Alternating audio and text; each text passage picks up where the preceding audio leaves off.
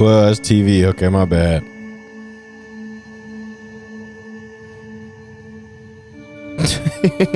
Now, this is supposed to be a 3D image of like how big the blob is compared to a human. Oh no, that's crazy. Y'all wonder why people scared to be in the ocean, right? Y'all, when I tell you, this man stared at me and his eyes turned black. Everything in his whole eyeball, not just the pupil, but the white part, turned completely black. He looked, it said black, and then he walked away. When I tell you I left that car sitting in that aisle, I didn't even buy nothing from Kroger's. I left out and I came home. There is stuff, there is beings that is walking in this earth, and they at the store, they at whatever, they look like us and everything else, but they are not human. What's happening? It's your boy Carson. I'm back in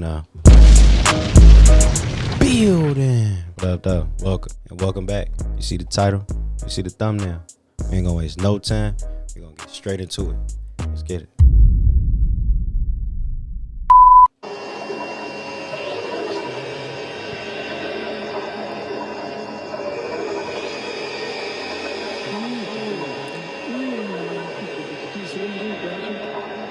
Whoa.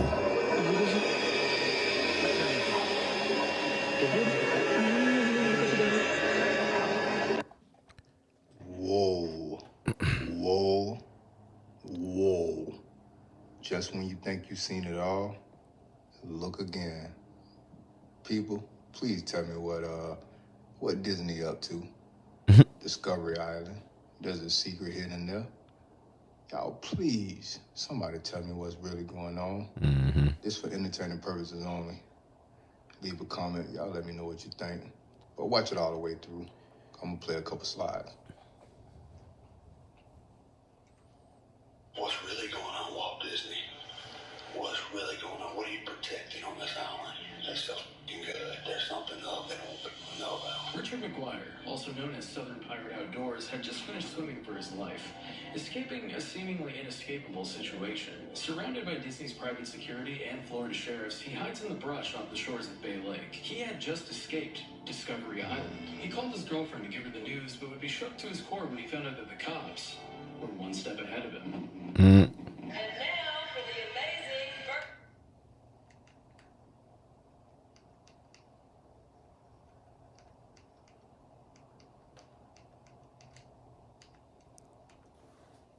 Lies to the guest about wildlife. You see, Richard had seen his fair share of wild animals, most notably the alligator snapping turtle, which he believed to be a modern-day dinosaur. But he believed he could catch one on Discovery Island to prove that there's more to worry about than just gators. Of course, that was just scratching the surface of this hunt, and let me tell you, it's a lot fucking crazier than big turtles. I initially read about Richard's Adventure 2 battle on this Twitter thread, and here it states that Richard was hunting for some sort of genetically modified abomination that was hidden at the center of the island and that was funded by the U.S. government. It's the whole thing, but I couldn't find anything of Richard actually talking about this directly outside of a few implications. That is until I wandered into the comments of his final entry in the series. According to Rich, there is, quote, something on that island. Now, supposedly, after all of this is said and done, Richard was briefed by the Secret Service. I can't give credence to this claim because I don't know, but a reply to this gives some context. Supposedly, genetic research testing was done underground during off hours on the island, funded by the US government. What better way to hide something than in plain sight? And a creature they had been working on using birds had escaped and wreaked havoc. It cannot escape the island, but remains in a lair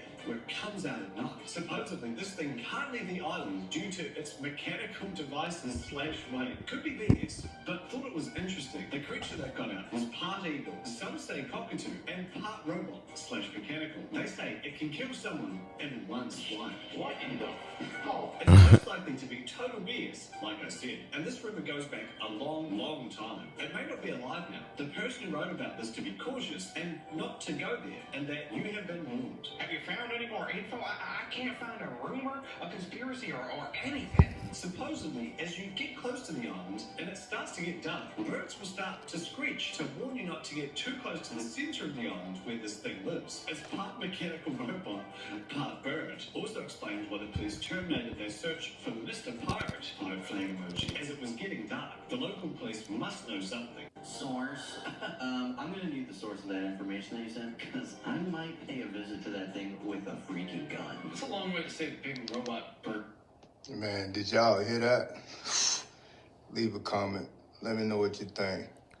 Y'all already know Florida off. Everything in Florida crazy. Man, they about do got a dinosaur. It's about time somebody did something dumb enough like that. Make a dinosaur and then try to make it a park. I mean, I think I've seen a couple movies like that. I don't know. That's a good idea.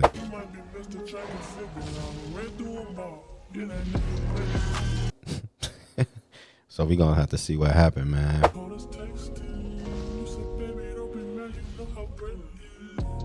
I ain't going to it. If they make it a park, I'm not going to it. I don't care. It's a part. They say it's part robot, part bird. So it's a T-Rex. All right, bet. Negative. I'm good. The ghost video. That video was crazy. We could pretty much do anything we want through a camera or with the technology that we got. You know what I'm saying? So, but me, I want it to be for real. So hopefully stuff like that'll start showing up over where it's at. You feel me? So we can know if it's, you know, legit. I'm big on stuff like that. You know what I'm saying? Don't be mad at me. You feel me? Because I want a little bit more than reality, I guess. I don't know. I want to see some craziness for sure. Yeah, man. Let me know what you think about that video. Them two videos, that dinosaur park and the ghost video for sure. We're gonna keep going down. Look, they spotted the block. It's only for a couple seconds. Look at that shit. What is that? So for those who don't know, the blop is basically supposed to be one of the biggest sea creatures that exists in the ocean, supposedly. Everybody thought to believe the megalodon, but it's really the blop. Right here, this is like a baby blop, and this is a blue whale. They said, you know, the blue whale is supposed to be the biggest ocean creature, but nah. Right. The blop is given the name of a mysterious underwater sound recorded in the 1990s, right? They try to tell people that it was just ice shells breaking in Antarctica and all that, right? But they said that the sound was so scary that it sounded like a group of 90 blue whales from one sound. Now, this is supposed to be a 3D image of like how big the blop is compared to a human. Oh no. That's crazy. Y'all wonder why people scared to be in the ocean, right? We're gonna run it real quick one more time. Look Out of there. at that shit. Oh my God! Oh my God. When you die, you have choices. You don't know this, but you have choices.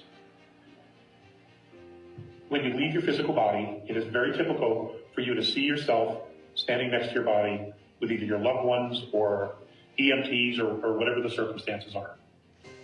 And you see yourself, and then you'll hear a voice, you'll see the tunnel of light, and the voice will be calling you, or you will hear the voice telepathically telling you to come on, come, you know. Now, as you stand there and you're looking at the tunnel of light, you have a choice. You can go up to this tunnel of light where you'll be with other loved ones that have crossed over, usually, all right? And you'll be put into a system where you are essentially caught in a reincarnational cycle. Okay. A loop. Or you can turn around, put the tunnel of light behind you, and what you will see is the entire universe. If you choose to go to the universe instead of the tunnel of light, whatever dimension you came from when you came down here to Earth, okay, we'll keep it all present time and place. Earth, whether it was 6th, 7th, 8th, 9th density, whatever it was, if you choose the universe and you say to yourself, I wish to go home, you will return to that dimension from which you came. So if it's 5, 6, 7, or 8, you will leave here and you will go back to that dimension. Where I am told you'll be reunited with your soul group. Because we're multidimensional, we're in many places at once. I've never shared this information before. Man, I ain't never even heard nothing like that. But if I have that decision, whether to reincarnate or to turn around, look at the universe and say I want to go home back to whatever dimension I came from, I wonder if I reincarnated before and I'm just like sick of this shit. Now I'm ready to go to the crib, because I'm thinking I go to the crib. I think I'll turn around and go to the cribbo, man. Go back to my home dimension, dog. You know, probably recharge and, you know, see if I can take a break from this shit for a second, man. I feel like I've been here for a while, you feel me? I don't know. I'm grateful, but yeah, I think I'll turn around. What about you? What would you do? Let me know in the comments below. Would you reincarnate or turn around, go back to the cribbo in your whatever dimension you came from, like Unc said? I'm turning around. Let me know what you would do. They came after him. Watch I this. told you guys the NFL flipped the script on us. We figured out the logo conspiracy. They flipped the script. Great defensive game for the Chiefs. The NFL knew that we all figured out the logo conspiracy, which I told you guys in September about. And the NFL is one step closer to Travis Kelce and Taylor Swift smooching underneath the confetti. So after I filmed that little video, I went downstairs. And while I was down there, I noticed something a little strange. And just watch this. The car.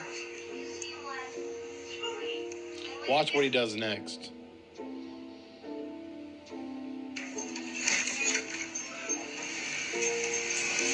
Tell me somebody ain't watching him. Honestly, the whole conspiracy thing has been fun. But honestly, now it's starting to get a little creepy. I was getting restricted calls earlier today. Somebody on him. Pay much mind to. But then I saw that car outside, and I looked at my home security footage, and they were there for about maybe for 45 minutes. And as soon as I go outside, they just take off. And the Chiefs end up winning, like I said they would. That the NFL has flipped the script on us. I don't know if someone's trying to scare me, but if the Lions end up winning their game and I don't make a post, y'all should be. Do you think the NFL is watching him? No, the NFL ain't watching that, man, because the Lions didn't win. We're going to let him have his fun. You can only spend 10 minutes in this tomb in Valley of the Queens. This is tomb QV66, the tomb of Queen Nefertari. And for those of you that don't know, Queen Nefertari was the great wife of Ramses II, and is probably the most beautiful tomb out of all the tombs of ancient Egypt. And of course, all this beauty comes at a price. It is probably the most expensive tomb to visit in all of Egypt. As of 2024, it will cost you around $65 per person to enter. And as I explained at the start of the video, you can only spend 10 minutes in there. However, if it's not too busy, there can be some flexibility with this. Another thing to note is that you're not allowed to film video. I had special permission to film this video during my trip, which I had pre-arranged. However, you are allowed to take photos without a flash. So as I mentioned, Queen Nefertari was the great wife of Ramses II. However, she died during his lifetime. In fact, we believe that she died around the 20th year of Ramses II's reign, which means that he had most likely had some oversight over this tomb. Although Ramses II had many wives and around 100 children, we know that Nefertari was by far his favorite, which is why she's called the Great Wife. Fun fact, in ancient Egypt there was no word for queen, and Valley of the Queens itself was not called Valley of the Queens in ancient Egypt time. Both Valley of the Kings and Queens were simply known as the Beautiful Land. The tomb was actually closed to the public for many years due to environmental factors which were causing all the plaster on the walls to fall apart. The tomb you see today is almost fully restored, and there are even some people calling for the tomb to be shut down to the public once again. In my next video, we will discuss the artwork and the story on the walls and some of the meanings behind it. What's really finna happen in New York? Are they giving these warnings out, telling people to stay home if they need to stay home because of this winter storm? It snows all the time in New York. Now you telling people they need to stay home, and you coming out with all these early notices. Still ain't even got there yet. What's really about to happen in New York? New York, tap in. He concerned. 'Cause this shit don't seem right. That tomb, that Egyptian tomb, fire. I never even seen inside of a tomb like that. So much detail. I never actually seen no tomb like in the inside of like something like that. That was dope.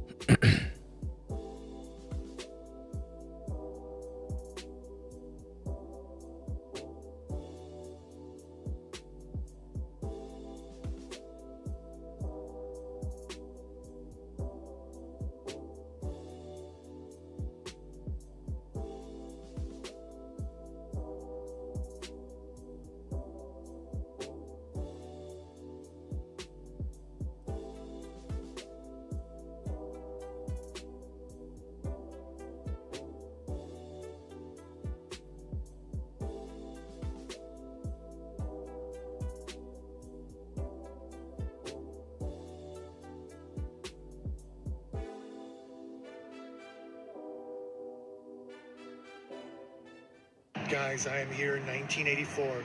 As you can see behind me, there's Taco Bell. Not lying. Did he say 84? 1984, guys. Taco Bell.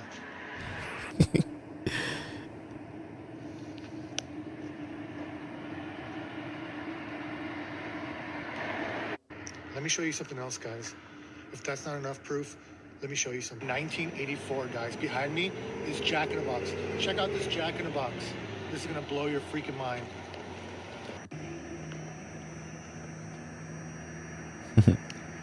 Man.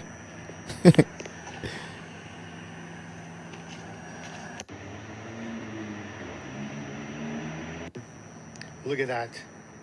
Jack in a Box in 1984, guys. I mean, how could you deny this proof? It's clearly right there. Look at that. Jack in a Box.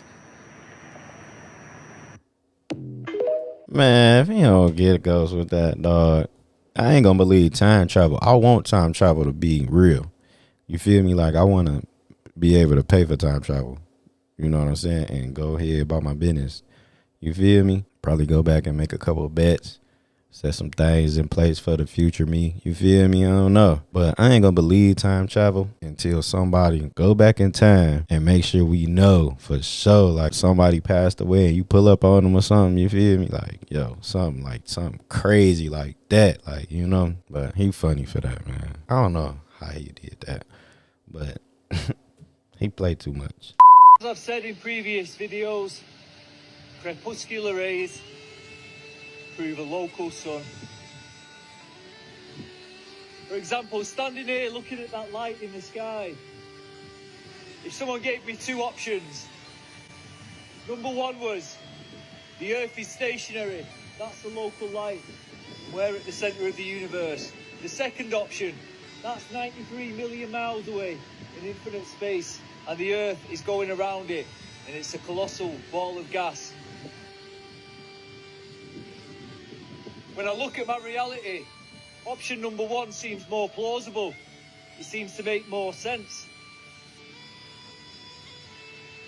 But as I've said, it's down to the individual. You believe what you want to believe, but truth is truth. And when you're out in nature, looking at your environment, the heliocentric model seems so far from truth that we can only call it pseudoscience, because there's no proof of it. There's no proof of what they're trying to make us believe. And when you look at observable reality, you're given a completely different interpretation of what reality is and where you actually are. In this video, this lady speaks about how it's non-human entities walking among us in an encounter she recently had at the grocery store. Make sure you watch until the end and let me know what you think in the comments below. Listen up, y'all. There are beings that is walking this earth, and they are not human. I just came from Kroger's. I just got off of work. I went to go pick up a few items, y'all. I go to the bread aisle. Now, the bread aisle is super long. I'm at one end of the bread aisle. There's a guy that's about 3/4 of the way down in the bread aisle. He got a cart. I got a cart. He's looking. Man, I ain't gonna cap. Auntie looking just like Shannon Sharp, man. And talking just like him. She might be a doppelganger. Looking at me, And you know how you can see out your peripheral that somebody's staring at you. He ain't just looking, but he's staring at me. I kind of look his way. He's still staring. I go ahead and I get my bread. I go back around the other way because I'm going to the international aisle to get some pasta and some other stuff. While I'm in the international aisle at one end, this guy comes around and he's at the top of the same aisle. I see him still looking at me. Now, mind you, there's a couple of things that I need to get out of that aisle. So the first part of the aisle, I grab what I need to grab, and I go about midways down. He's at the other end. So he's staring at me still. So I kind of look at him, and I go like, how do you give somebody that type look? He's still staring. So I'm looking for what I'm looking for. I can't really find it because he's throwing me off because he keeps staring. Mind you, this man don't have nothing in his cart. He's not even turned to look at any food. He's looking directly at me. By this time, I'm like, you know what? I'm not on it. I'm about to just stare you down. So I turn to look at him. Y'all, when I tell you, this man stared at me and his eyes turned black. Everything in his whole eyeball, not just the pupil, but the white part, turned completely black. He looked, it said black, and then he walked away. When I tell you I left that car sitting in that aisle, I didn't even buy nothing from Kroger's. I left out and I came home.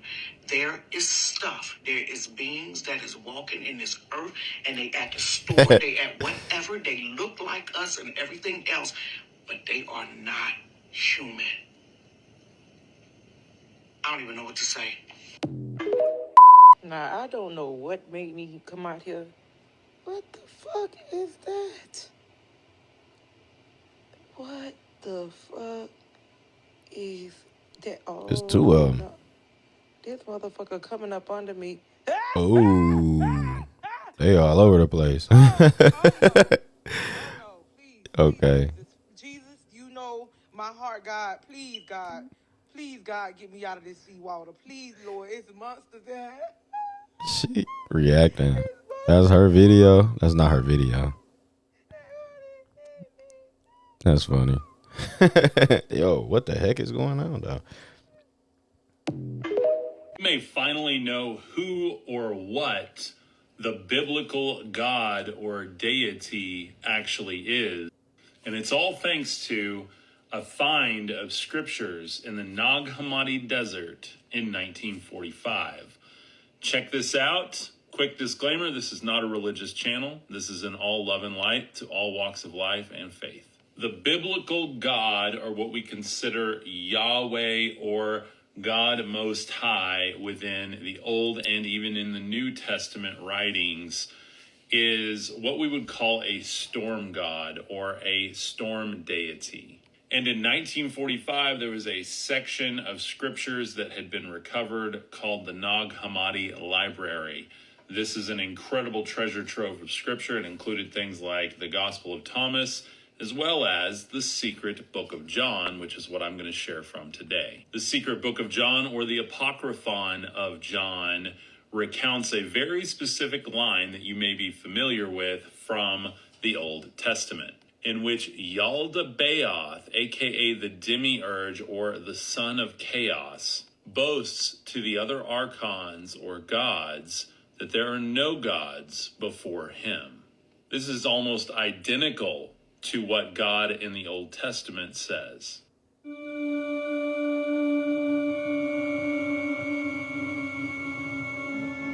Well, it's TV. Okay, my bad.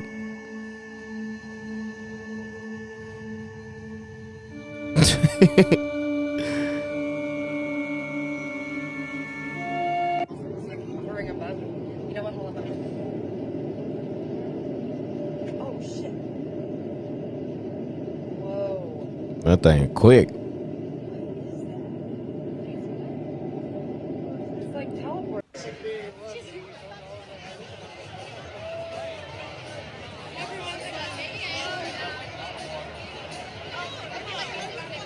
Two is enough.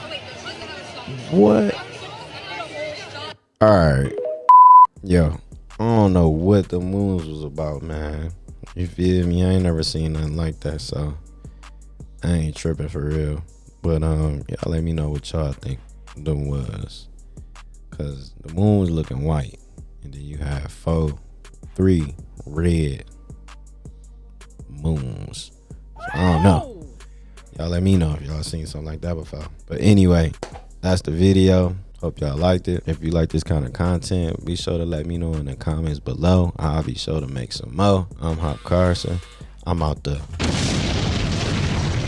building, and I'll be back, man. Cheers.